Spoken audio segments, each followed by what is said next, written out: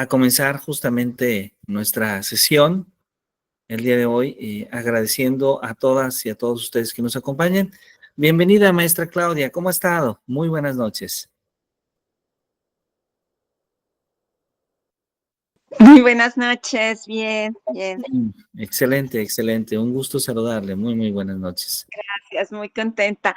Hay una duda, la vez pasada yo no hice mi registro, o sea, no mandé mi nombre ni el de la escuela. ¿Afecta en algo o no? No tiene nada que ver. No, generalmente una sola fecha no afectaría. Digamos, la asistencia a lo largo de todo el diplomado debe ser del 80%, entonces con una ocasión que haya pasado no hay ningún problema.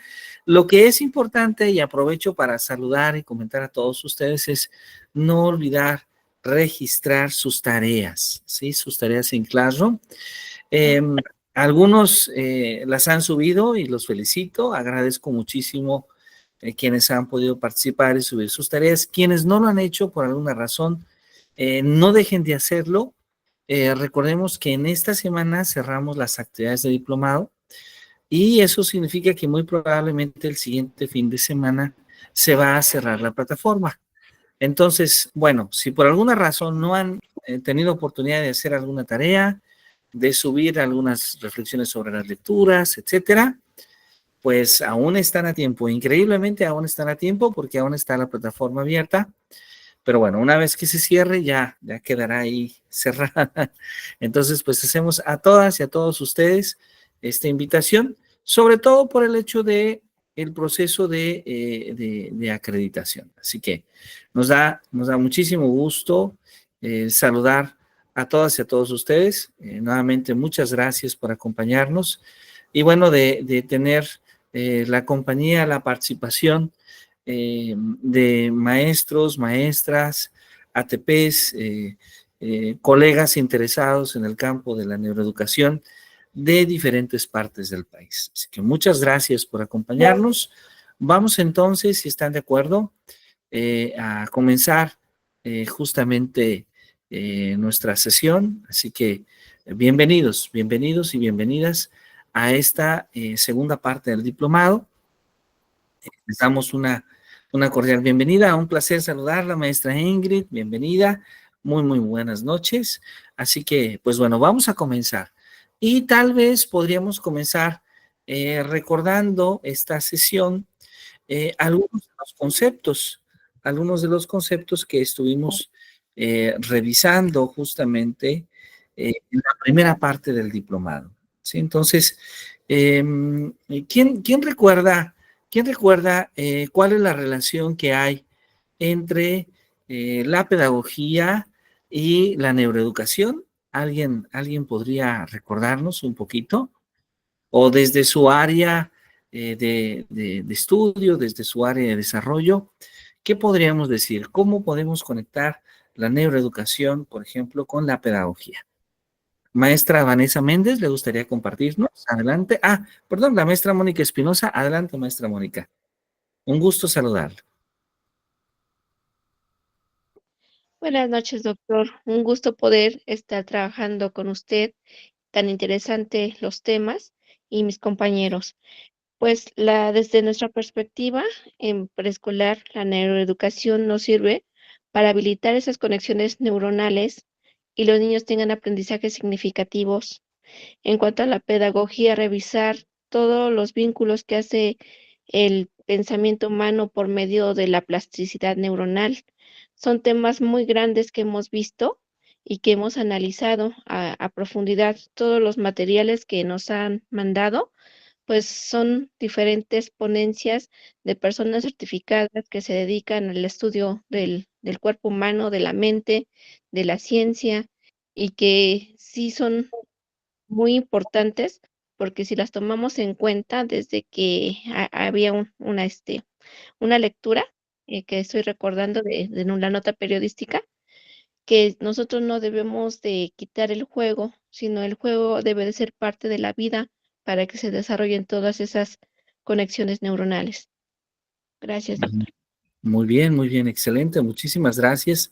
Le agradezco mucho esta importante reflexión que usted nos comparte, exactamente, muchas gracias, maestra Mónica, donde nos habla justamente de cómo podemos encontrar una conexión entre la pedagogía y la neurociencia, porque si recordamos justamente la pedagogía, bueno, hay muchas maneras de definirla, pero una manera de hacerlo podría ser tal vez como ese estudio del arte y la ciencia de la enseñanza, es decir, incluyendo estos dos aspectos, el arte por un lado y también la enseñanza por el otro.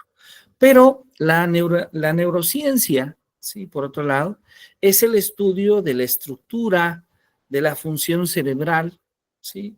De nuestro sistema nervioso, de nuestro cerebro, y entonces se conectan de una manera muy interesante para construir el concepto de neuroeducación.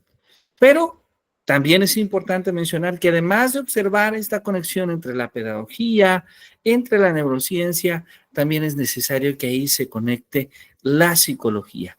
Y sé que esta noche nos acompañan también algunos colegas que son psicólogos o psicólogas. A quién le gustaría compartirnos con toda confianza su definición de psicología y, claro, vincularla directamente con la neuroeducación? Alguien que levante la mano y diga yo.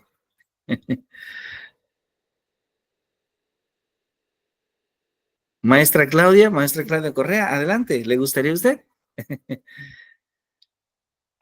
No, creo que no puse. Yo no soy psicóloga, Oh, pero pues más que nada sí, como lo que mencionó la maestra Mónica, yo también lo entiendo que es a través de las neuronas cómo va aprendiendo el ser humano o cómo va desarrollando esas habilidades y ahí se adentra o se une lo que es la pedagogía. Entonces, para saber enseñar al niño a decir así, a leer, vamos a ver desde qué neuronas, cómo va a ir desarrollando esa parte, desde esa conciencia fonológica y todo eso, yo así también lo entiendo. El conocer el funcionamiento del cerebro, el conocer eh, cómo se va motivando también el cerebro, va desarrollando y pues así el niño va aprendiendo. muy bien, muchas gracias, muy interesante esto que usted nos comparte. Es decir, podemos de alguna manera, a muy grandes rasgos, lo digo de manera siempre muy respetuosa, definir a la psicología como ese estudio de los procesos mentales, eh, donde se presentan dos aspectos muy importantes: la cognición, por una parte, y por otro lado, la conducta, es decir, el comportamiento. Y entonces podríamos atrevernos a decir que justamente el concepto de neuroeducación se centra en la intersección de estos tres campos de conocimiento. Es decir, en la intersección de la pedagogía, de la psicología y finalmente de las neurociencias. Algo más o menos como lo que ocurre en la siguiente diapositiva, que me permito presentar a todos ustedes. A ver si se puede ver allá, ¿sí? Entonces, podríamos decir que la neuroeducación justamente es un campo de conocimiento que surge de intersecar a estos tres campos de conocimiento ya ampliamente conocidos: la pedagogía, la neurociencia, la psicología. Pero no solo eso, la neuroeducación se nutre del desarrollo de estos tres campos de conocimiento, porque ciertamente estos tres campos de conocimiento no están concluidos. Eh, la psicología evoluciona, la neurociencia evoluciona como un campo de conocimiento científico, la pedagogía evoluciona. Hay nuevas maneras de construir la enseñanza, hay cada vez nuevos avances que nos permiten descubrir cómo funciona nuestro cerebro, nuestro sistema nervioso, y desde luego también encontramos nuevos modelos que nos permiten comprender los procesos cognitivos, la conducta, en lo general, el comportamiento humano. Entonces, la neuroeducación va a ser un campo de conocimiento que surge entre estos tres. Bueno, este diagrama de Venn con el que hemos comenzado esta sesión, ya lo habíamos revisado con anterioridad, solamente estamos retomando un poquito. Y justamente retomando un poco, es que el día de hoy el objetivo de nuestra sesión es hablar un poco sobre el círculo del aprendizaje. Así hemos llamado justamente esta sesión. Es decir, vamos a hablar del aprendizaje y vamos a hablar de cuáles son las condiciones en que el aprendizaje se gesta, justamente. Cuando el aprendizaje puede nutrirse, justamente, puede construirse de mejor forma. Y para eso es necesario recordar la labor tan importante que tiene nuestro cerebro. Nuestro cerebro, que podríamos tal vez dividirlo en tres aspectos importantes, pensar en esa sección que aparece en la parte superior, el neocórtex, como el cerebro racional, es decir, el cerebro que piensa. Es principalmente, no exclusivamente, pero principalmente en esa región donde se construyen los aprendizajes. Entonces, ahí tenemos en esta región de nuestro cerebro justamente el cerebro que piensa.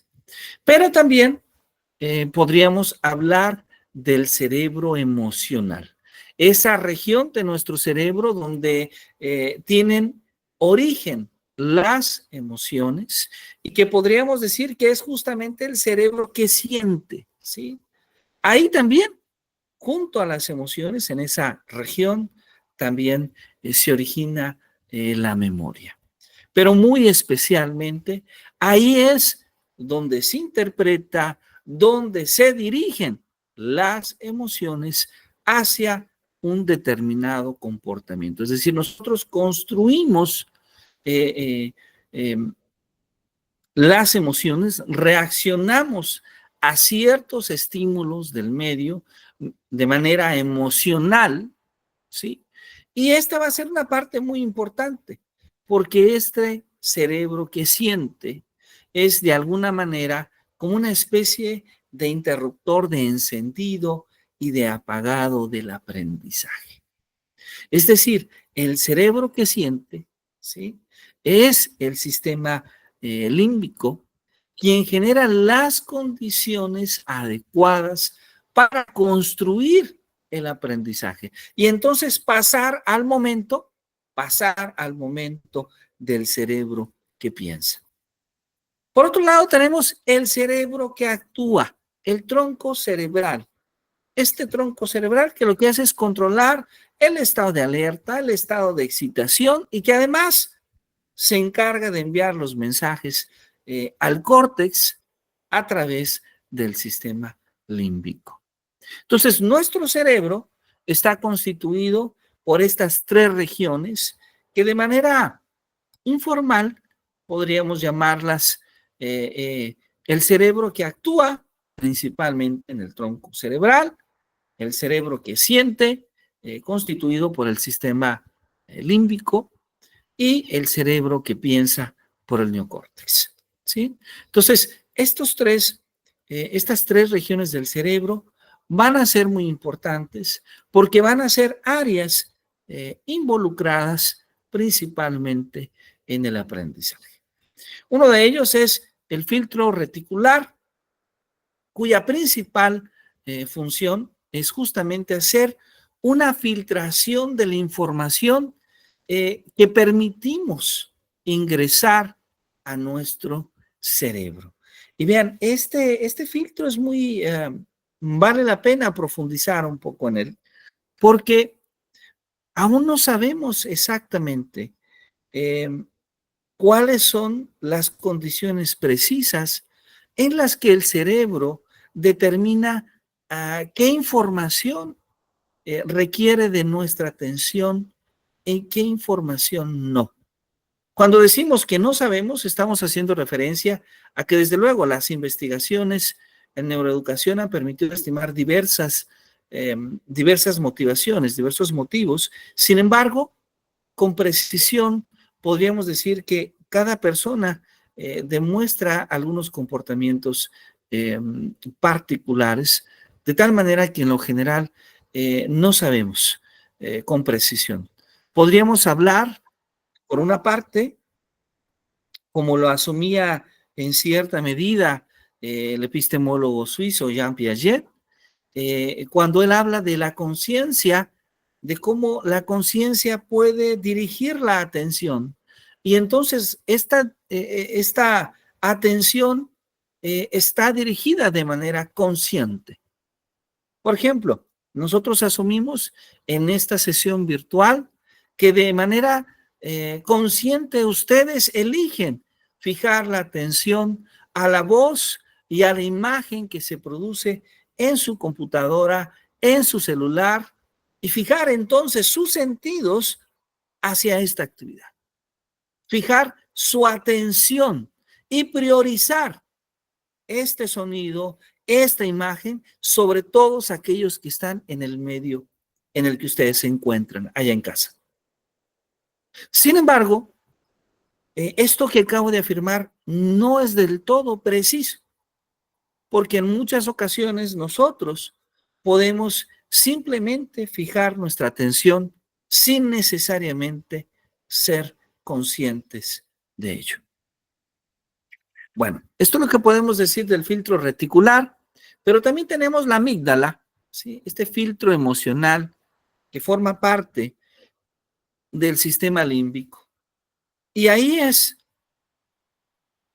en cierta medida, donde se decide dónde va la información que nos llega y que ha sido ya a su vez filtrada, en este caso, por el filtro reticular. ¿Sí? Después tenemos el córtex prefrontal, pero bueno, un poquito más de la amígdala. Podríamos decir que la amígdala, una vez que ya, que ya tenemos nuestra atención fijada es la amígdala quien se hace responsable de decidir qué significado, qué importancia tiene aquella información que nosotros recibimos. Una información que puede ser relevante y que entonces habitualmente es guardada en una memoria a corto plazo, algo muy parecido a lo que pasa con una computadora en la memoria RAM. O también una información que el cerebro considera que no es relevante y que con el paso de los días puede ser justamente olvidada. También tenemos un córtex prefrontal, ¿sí? Donde se produce tipo de aprendizaje que llamamos el aprendizaje de orden superior. Y también tenemos un tronco cerebral o un cerebro animal o reactivo cuando se presenta cierto tipo de hiperactividad en la amígdala. Entonces, estas regiones, el filtro reticular, la amígdala, el córtex prefrontal, el tronco cerebral, son regiones que están involucradas en los procesos de aprendizaje. Pero entonces, ya habíamos anticipado que el papel que juega el cerebro que siente o el cerebro emocional, el sistema límbico, es sumamente importante en el proceso de aprendizaje. Porque habitualmente este proceso de aprendizaje está conectado a otros tres procesos importantes. El primero de ellos, y fundamental para que los otros se puedan desarrollar, es justamente la atención. Sin la atención, no podemos aprender. La atención es algo sumamente importante. Y después de la atención también tenemos la conducta, el comportamiento o las condiciones en las cuales se gesta la atención de tal manera que permitan desarrollar en un tercer momento la motivación. A esto nos referíamos entonces cuando hablábamos justamente de que este cerebro que siente, este cerebro emocional, pareciera ser un interruptor de encendido y de apagado del aprendizaje. Lo que estamos diciendo entonces es que la neuroeducación nos dice que justamente es la experiencia emocional, es cómo se siente la persona cuando aprende, lo que va a generar cierto tipo de reacción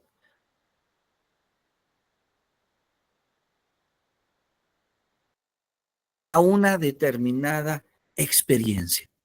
Esto es muy interesante, porque en muchas ocasiones nuestra atención desde el campo educativo, desde el campo pedagógico, ha sido casi siempre mucho más centrada en el objeto que se aprende. Pero ahora lo que estamos mencionando acá es que un elemento fundamental es la experiencia que se vive. Y bueno, vamos a decir que esta experiencia que se vive está compuesta esencialmente de 3 momentos. Estos 3 momentos que van a tener una conexión muy especial con el título de esta sesión que hemos llamado justamente el círculo del aprendizaje. Bueno, el primer momento es captar la atención, ¿sí? Es decir, antes de que podamos aprender, necesitamos que nuestro cerebro haya captado y haya filtrado la información del medio, ¿sí? La atención es siempre un proceso de selección. Y vean que a veces es complejo, porque en la cotidianidad, todos los días nos enfrentamos a determinadas prácticas que en muchas ocasiones pueden afectar nuestra capacidad de atención, ¿sí? Captar la atención es un proceso de selección, es el proceso de fijar nuestros sentidos, de fijar nuestra atención en determinados estímulos del medio y no en otros, en determinados estímulos del medio y no en otros. Y esto quiero decirles que no es una tarea fácil. Estoy seguro que muchas maestras y maestros que nos acompañan han experimentado una gran dificultad en muchas ocasiones personal para desarrollar la atención, pero también en nuestros estudiantes. Lograr que sus sentidos, de hecho, que completamente sus sentidos estén atentos en una misma actividad, en muchas ocasiones resulta complejo. Y más aún cuando algunos alimentos son consumidos y estos estimulan la capacidad energética que tenemos las personas, es decir, nos hacen que sea difícil tener esta atención o inclusive el uso de determinados artefactos, como uno de ellos puede ser justamente el celular, como un medio que dificulta justamente la atención. Entonces, la primera tarea importante es lograr tener la atención de nuestros estudiantes. ¿Qué técnicas podemos utilizar? Bueno, las técnicas que podemos utilizar, algunas de ellas están basadas justamente en el uso de la respiración. Parece ser que esa respiración principalmente con nuestros ojos cerrados, cuando fijamos toda nuestra atención en nuestra respiración, es algo que la mayoría de las personas con un determinado ciclo nos da calma, nos da tranquilidad, ¿sí? Y claro, esto queremos comprenderlo en más detalle. No es una tarea simple, porque se estima que nosotros recibimos entre 2 o 3 millones de bits de datos sensoriales por segundo. Es decir, nosotros recibimos muchísima información del medio de manera simultánea. Y la función que tiene el filtro reticular es tomar unos cuantos bits, aproximadamente unos 2000 bits de datos sensoriales que son finalmente captados. Y bueno, aquí yo quisiera de manera muy respetuosa diferir de un comentario que habitualmente escuchamos.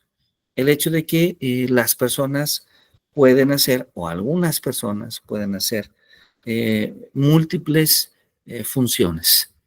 Inclusive, este comentario en muchas ocasiones ha acuñado hasta un tema de género. El hecho de decir que las mujeres, por ejemplo, tienen la capacidad de tener justamente una mayor capacidad para hacer varias funciones a la vez, mientras que los hombres no lo tienen. Bueno, yo me atrevería a decir que esto va a depender de la exigencia de la función que realiza la persona.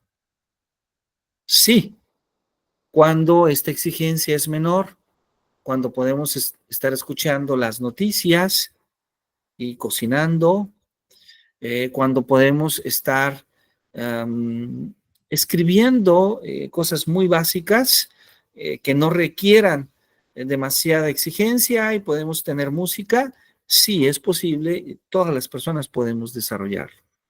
Pero cuando nosotros queremos centrarnos en el aprendizaje, ahí es un poco más complejo. Es decir, requerimos de mucha mayor atención para aprender. ¿Sí? Para aprender requerimos mucha mayor atención. Y claro, tal vez una vez que hemos aprendido, podemos hacer algunas labores de manera simultánea, pero estas labores, en el momento en que lo hacemos, no necesariamente estamos construyendo nuevos aprendizajes. Ahora, alguien podría hacer una pregunta que es interesante, es ¿cómo se filtra esta información? ¿Sí? Bueno, hay varias teorías sobre cómo se filtra esta información sensorial. Insisto, la primera de ellas es una teoría que desarrolló Jean Piaget allá por los años 50 y que se basa en la idea de que el ser humano puede obtener la información del medio de manera consciente. Sin embargo, para muchos otros especialistas, esta teoría no es suficiente. No es suficiente en el sentido en que podemos encontrar casos en los que no sabemos por qué ponemos nuestra atención en determinados agentes del medio. Bueno, para algunos otros lo importante es la supervivencia. Es decir, lo importante es justamente preservar la especie. Entonces, la función consiste en captar la información nueva, la información que ha cambiado. ¿Sí? Si esa información no ha cambiado, no hay cambio y requiere de mucho menos nuestra atención. Pero si esa información es nueva o ha cambiado, ¿sí? O en su caso se convierte en una amenaza, entonces requiere de toda nuestra atención. Cuando no es una amenaza, pareciera ser que nuestro cerebro dice, bueno, puede mejorar en mi supervivencia en el futuro, o me da curiosidad, esta curiosidad que es muy compleja de definir porque puede ser un acto consciente, medianamente consciente o plenamente inconsciente. Y entonces, cuando esto ocurre, justamente el filtro reticular capta esa información. Bueno, en sentidos, en un sentido general, podríamos decir que este proceso de... Perdón, no se escucha mucho. Sí, bueno, Perdón, no se escucha. ¿no se escucha, maestra Mar? No se escucha claro, como Eh, que se entrecorta. Se entrecorta. Ajá. ¿Ustedes, los demás también escuchan así mal? Disculpen. No, Sí, sí, debe ser. No, doctor. No, Sí, se escucha bien. Sí se escucha bien. Maestra Mara, a lo mejor podría ser algo de conectividad, supongo. Eh, Ya. sí, una disculpa. Perdón, Probablemente doctor. sea algo de conectividad, sí. Em, Gracias. a usted. Entonces, bueno, un aspecto importante es estimular su curiosidad con la novedad y con el cambio. Y algo muy importante que tiene que ver con la atención, que es ayudar a que los estudiantes se sientan en un ambiente seguro. Cuando los estudiantes se sientan en un ambiente seguro, esto reduce el impacto del estrés y el estudiante puede desarrollar mejor su atención. ¿Sí? Esto por una parte. Y la primera es estimulando su curiosidad siempre con esta idea de la novedad del cambio. Un poco, como lo dijo Edgar Morin, este sociólogo francés, que es ampliamente citado en el mundo, cuando nos habla del pensamiento común. Y Morin nos habla de que muchas veces las personas a lo largo de la vida nos sentimos, queremos como que todo sea igual y valoramos que las condiciones sean siempre muy semejantes. Los maestros nos sentimos cómodos con la misma práctica educativa, nos sentimos cómodos con el mismo modelo escolar, una vez que ya lo estamos trabajando, lo hemos desarrollado, nos sentimos cómodos en muchas cosas constantes. Y de lo que nos habla Morán es que, curiosamente, la vida no es una constante, sino que la vida está siempre en un cambio constante. Nosotros cambiamos, nuestro pensamiento cambia, la escuela cambia, la pedagogía cambia, los alumnos cambian, nuestro cuerpo mismo también cambia. Entonces, tenemos que educar para el cambio. Tenemos que darnos cuenta que el cambio es lo general y lo estático o lo fijo es solamente transitorio. Bueno, entonces el primer punto del que hemos hablado es trabajar la atención. El segundo punto tiene que ver con algo que ya hemos visto con anterioridad o que muy probablemente ustedes a lo largo de su formación como docentes, estoy seguro que ya conocen o han escuchado, que es el proceso de regulación de nuestras emociones. De hecho, podríamos decir que todo buen maestro desde la antigüedad, desde hace muchísimo tiempo, sabe que no es suficiente con solamente cuidar el aprendizaje cognitivo de nuestros estudiantes. Con cuidar no solamente el hecho de que nuestro estudiante pueda comprender, pueda conocer los conceptos y las teorías, sino que también requerimos de cuidar al estudiante en sí. Y cuando me refiero a cuidar al estudiante, principalmente estoy pensando en el cuidado de la persona, en el cuidado de sus emociones, en fijarnos en la condición humana, la condición que nos define como personas, y una de ellas es justamente el cuidado de nuestras emociones, el cuidado de nuestros sentimientos. La educación emocional, bueno, la inteligencia emocional, tiene sus primeros estudios en el siglo pasado y ya Edward Thorndike hablaba a principios del siglo pasado de la importancia de las habilidades sociales. En los años 60 ya se empieza a hablar no solamente las habilidades sociales, sino también de las emociones. Ya por los años 80 estamos hablando de una inteligencia emocional que buscaba atender la relación que tenemos con nosotros mismos y también otra inteligencia emocional que nos habla de la relación que tenemos con los demás. Para que finalmente, ya en los años 90, a través de Salovey, Mayer, por mencionar dos autores, se pudiera hablar un poquito más de la inteligencia emocional y sus dimensiones. Estas mismas que fueron ampliamente popularizadas por diversos modelos de gestión emocional.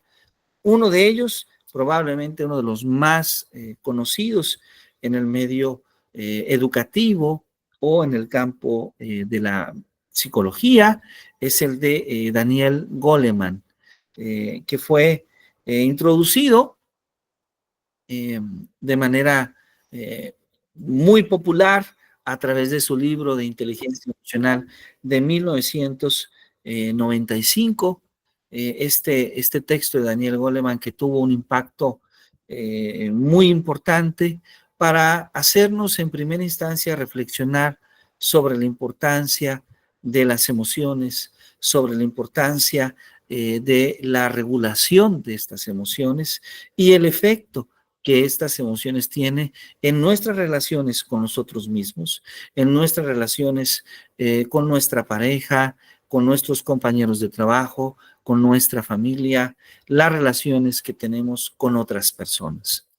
El trabajo de Daniel Goleman, de Richard Davidson, por mencionar a dos autores ampliamente conocidos, que hay otros autores, desde luego, que han estudiado estas temáticas, va a ser posteriormente vinculado no solamente a analizar la inteligencia emocional, sino también a analizar los propios procesos de gestión emocional.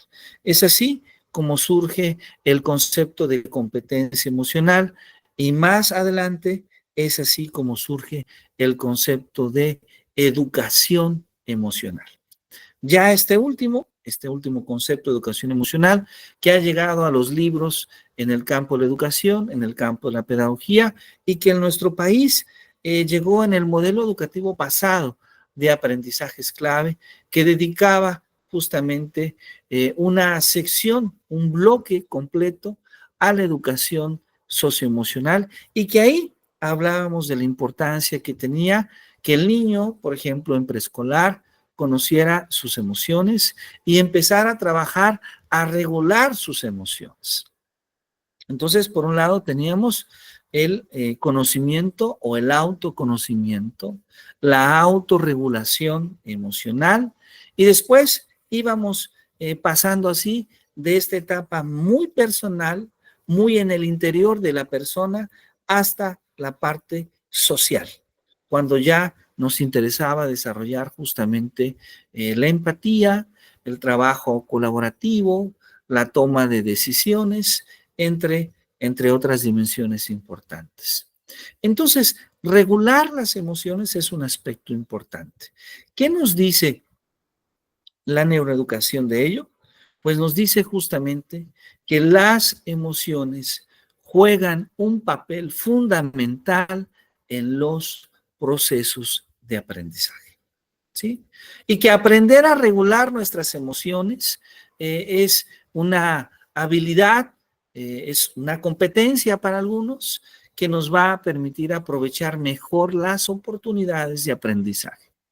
Y claro, hay un estudio, no lo presentamos aquí, desarrollado por Salovey y Mayer, allá por los años 80, que muestra justamente cuando una persona se encuentra motivada, cuando una persona se encuentra motivada, cuando tiene una buena gestión emocional, y se puede ver cómo la curva de aprendizaje sube, se incrementa, pero nuevamente, cuando esa persona se encuentra cansada, se encuentra aburrida o se encuentra afectada emocionalmente, es decir, tiene algún ciclo de estrés, de temor, de miedo, de tristeza, puede observarse como nuevamente esta curva de aprendizaje desciende.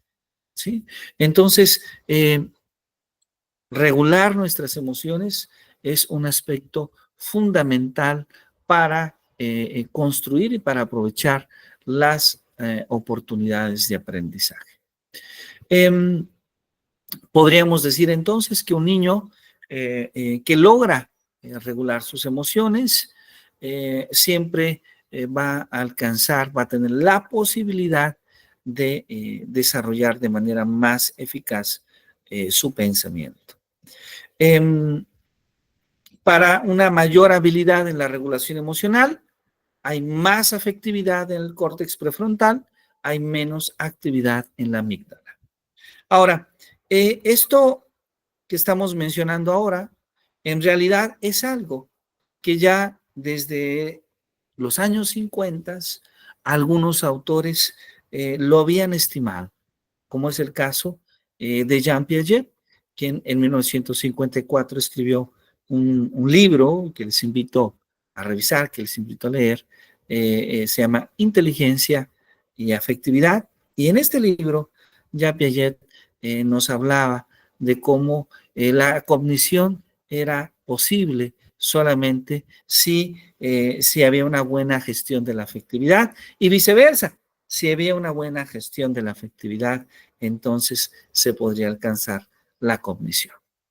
Bueno, entonces hemos hablado de 3 momentos importantes. El primer momento fue la atención, el segundo momento fue la gestión de nuestras emociones y el tercer momento va a ser justamente generar la motivación, ¿sí?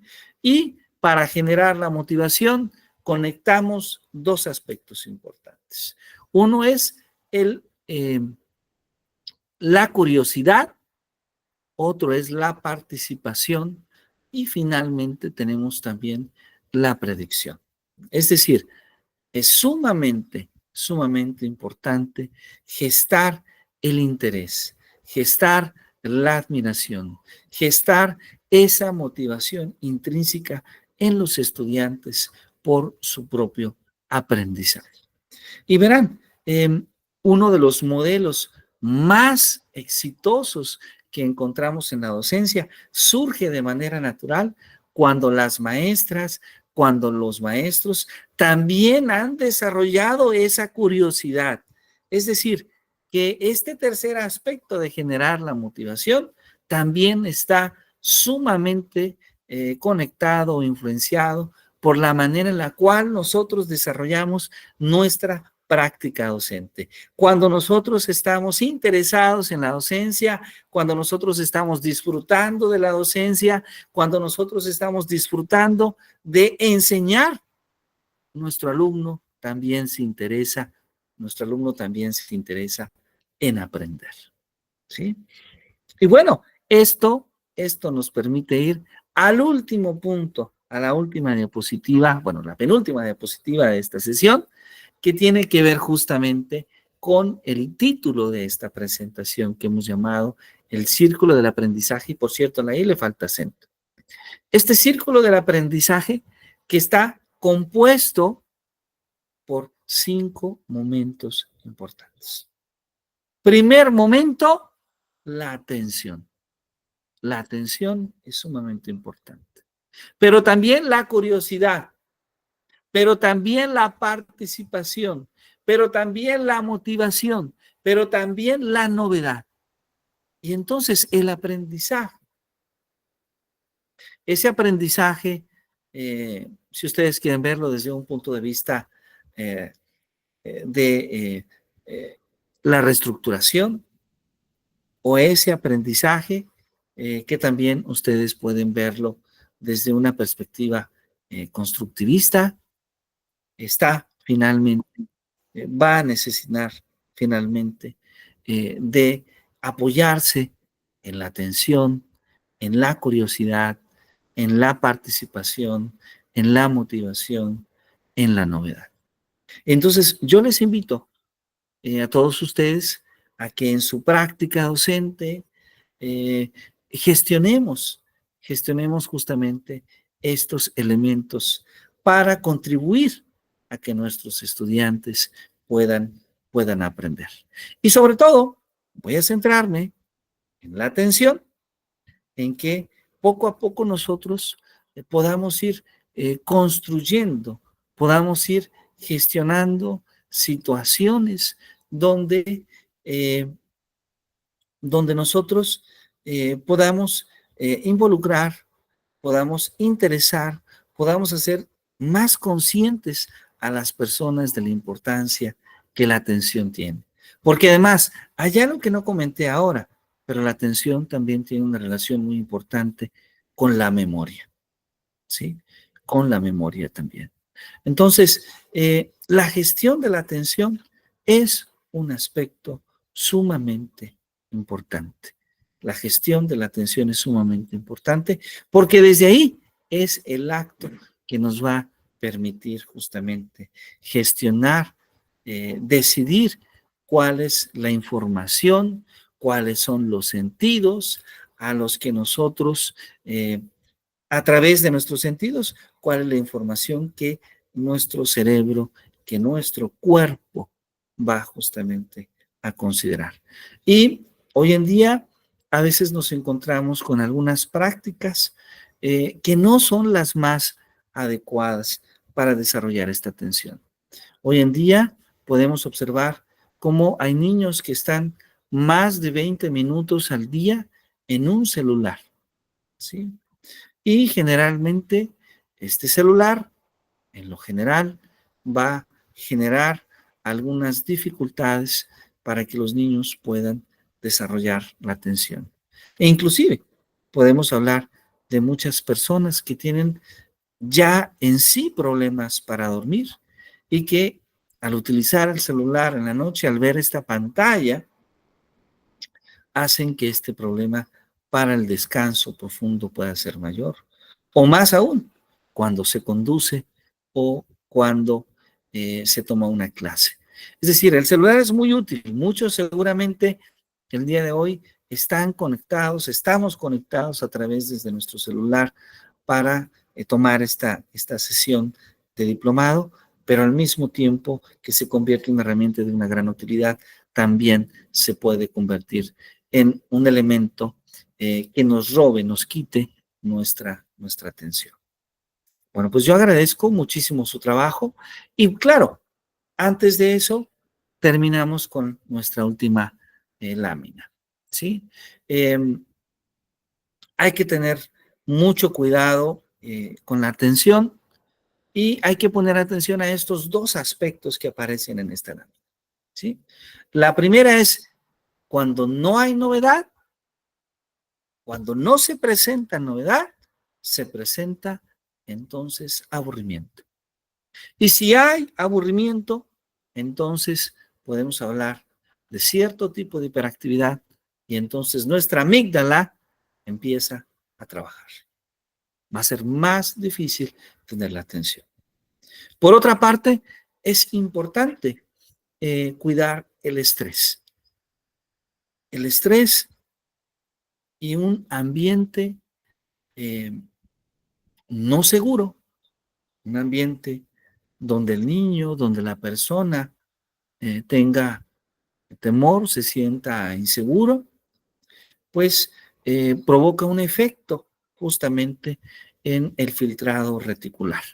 Y lo que ocurre es que no focaliza la información que queremos transmitir.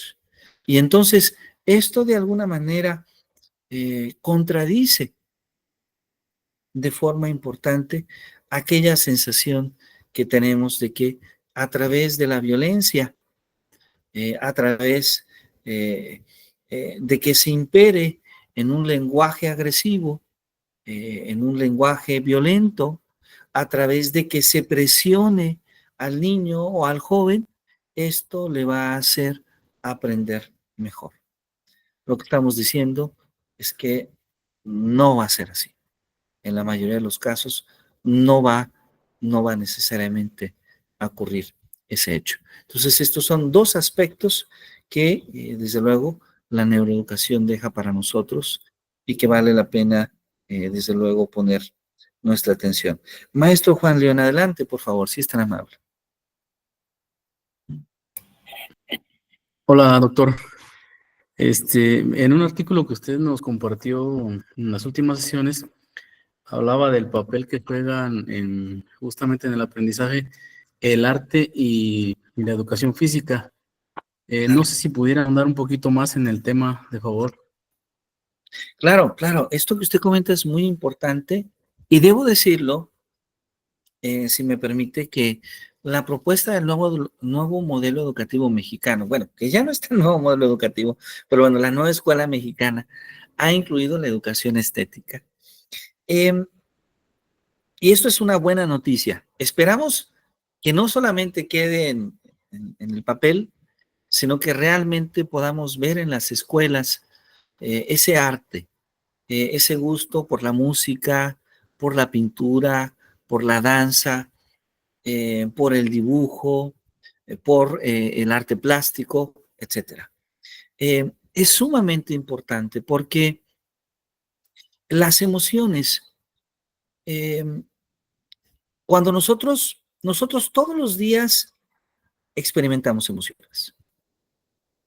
Todos los días experimentamos situaciones que nos generan una gestión emocional que nos hace sentir felices, con cierta alegría, pero también experimentamos otras situaciones en este día a día que nos pueden hacer sentir molestos, enojados, tristes, eh, temerosos, ¿sí?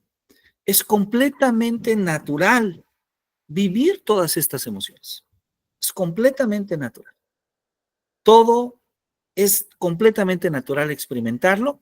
Y aquí debo aclararlo, porque en muchas ocasiones da esa impresión de que solamente debemos de experimentar cosas positivas como la alegría o la felicidad.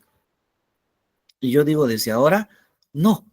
El ser humano necesita experimentar y debe experimentar todas estas emociones. El temor nos ayuda a no cruzarnos esa avenida amplia donde puedan atropellarnos. El temor nos ayuda a fijar un límite en la velocidad cuando vamos manejando, ¿sí?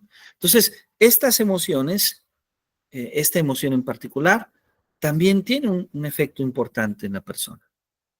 Todos nos enojamos, todos podemos sentir tristeza. Lo que no es natural es todo el tiempo sentir tristeza o la mayoría del tiempo sentir enojo o la mayoría del tiempo sentir miedo o todo el tiempo, os digo así textualmente, sentir alegría.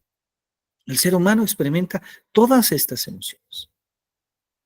Ahora, cuando nosotros empezamos a ver ese día gris, empezamos a sentirnos con ese enojo o con esa tristeza, con esa ira, con ese miedo, ¿sí? El arte, el deporte se convierte en un medio natural para expresar la emoción que sentimos. No quiero utilizar el término curar, que es un término que algunas personas utilizan, pero sí para poder expresar esa emoción. Y muchas veces nosotros sentimos las emociones y no las expresamos. ¿Saben por qué no? Porque a veces nos sentimos incómodos de ir al psicólogo. Situación que debemos revalorar como sociedad. Así como vamos a nuestro médico que atiende aspectos de nuestro cuerpo, también tendríamos que atender aspectos importantes de nuestra mente. Y seguramente como sociedad podríamos vivir mejor. Entonces, siempre aconsejo la visita al psicólogo. Ahora, esta visita al psicólogo muy seguramente puede apoyarse en la práctica cotidiana. en la meditación, en el ejercicio o en las artes como ese medio de expresión. Ese medio de expresión para sacar la ira. Ese medio de expresión para sentirnos seguros si estamos temerosos. El arte y el deporte son dos argumentos a nuestro favor. Y son dos elementos que en casa debemos de considerar y que en la escuela también tendríamos que considerar.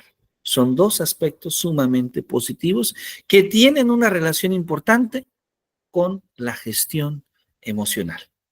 ¿Qué estoy diciendo con esto? Que hay una serie de estudios, de investigaciones, que nos dan pautas para pensar que aquellas personas que dedican tiempo a este tipo de expresiones artísticas o a la actividad física, pueden ahí encontrar un desahogo para expresar sus emociones. Y claro, es mucho mejor, ¿sí?, que Juan pueda ir al bosque y gritar lo que siente, cansarse, vivir su emoción, a que Juan viva esa emoción lastimando y gritando a otra persona. Entonces aquí estoy agregando un tercer elemento que no había mencionado, que es el papel que juega también la naturaleza misma, ¿sí? También hay estudios que han encontrado que el medio, el contexto en el que la persona vive, particularmente cuando tiene la oportunidad de ir a espacios verdes, ayudan a realizar ese control del estrés. Bueno, maestro Juan, ha sido muy breve, yo lo sé, pero esperamos haber tratado de atender un poquito alguna de esa inquietud que usted haya tenido. Claro que sí, profe, gracias.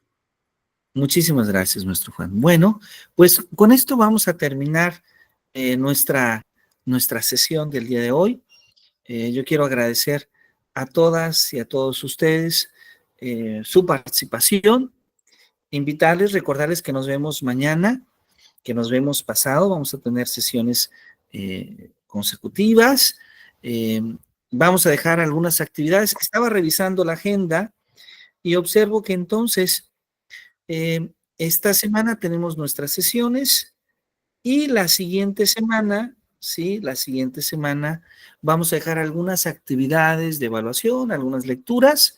Entonces la plataforma Corrijo estará abierta esta semana y toda la semana entrante. Después de estas actividades de evaluación, ahí ya se da por concluido nuestro diplomado. Y bueno, esperamos muy probablemente a principios de año hacer llegar en los tiempos en que la Dirección de Profesiones así lo permita, hacer llegar a cada uno de ustedes su diploma correspondiente. Pero bueno, de antemano agradecemos muchísimo su atención y bueno, les invitamos a que conozcan más sobre nuestros programas de licenciatura, maestría y doctorado. La universidad cuenta con una licenciatura en pedagogía, licenciatura en administración, licenciatura en derecho, apertura ahora en el mes de enero, y también se cuenta con una maestría en educación, una maestría en administración, un doctorado en educación y un doctorado en administración y desarrollo económico. Bueno, pues agradecemos a todas y a todas ustedes su participación y bueno, ha sido un gran placer estar con ustedes. Deseo que tengan una muy buena noche, un buen descanso y bueno, les invito a que nos veamos el día de mañana en punto de las 8 de la noche. Que la pasen muy bien, como siempre, un gran placer saludarles. Nos vemos con el mismo link el día de mañana en punto de las 8 de la noche. Muchas gracias. Muchas gracias. Buenas noches a todos. Gracias. Muy buena noche. Gracias. Buenas noches a todos. Hasta mañana. Gracias. Buenas noches. Hasta mañana. Hasta mañana. Hasta mañana.